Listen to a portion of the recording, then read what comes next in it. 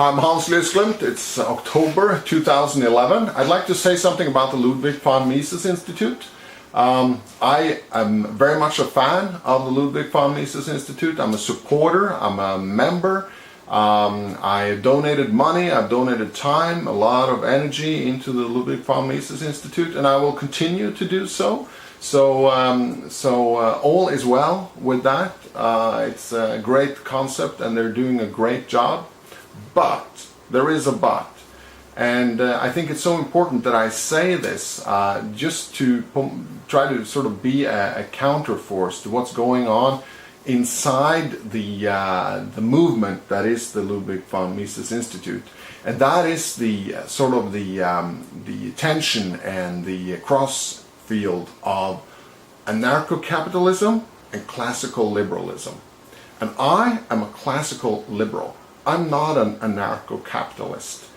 And I mean, look it up on Wikipedia or look up the difference here. But basically you had a Ludvig von Mises himself being of a classical liberal school in Vienna.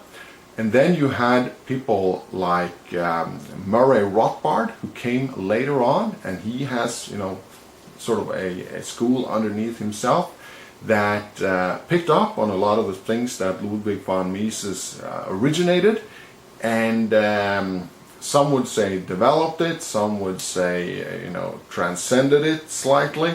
Some would say he took what Ludvig von Mises said to its natural conclusion. I don't agree with that, and there are people that do not agree with that approach, because Murray Rothbard created sort of the anarcho-capitalist school.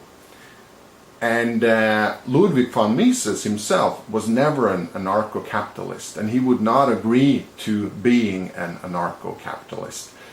But, and for a long while, there were sort of two schools and two fractions within the Ludvig von Mises Institute. You could be a classical liberal, or you sort of the classical school, or you could be a slightly more modern, slightly more radical anarcho-capitalist.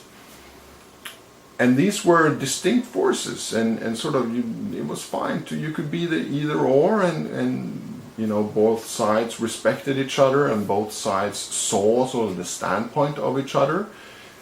But now what has happened is that the anarcho-capitalist part of the Institute and sort of the energy in the Institute has almost completely taken over. There are very few classical liberals left in the Ludvig von Mises Institute, and it seems like it's almost become an established truth that, you know, if Ludvig von Mises was around today, he would see that he needed to take his own ideas to its natural logical conclusion and become a anarcho-capitalist in the sense and in the school of his student Murray Rothbard. I don't agree with that, and there are others that don't agree with that.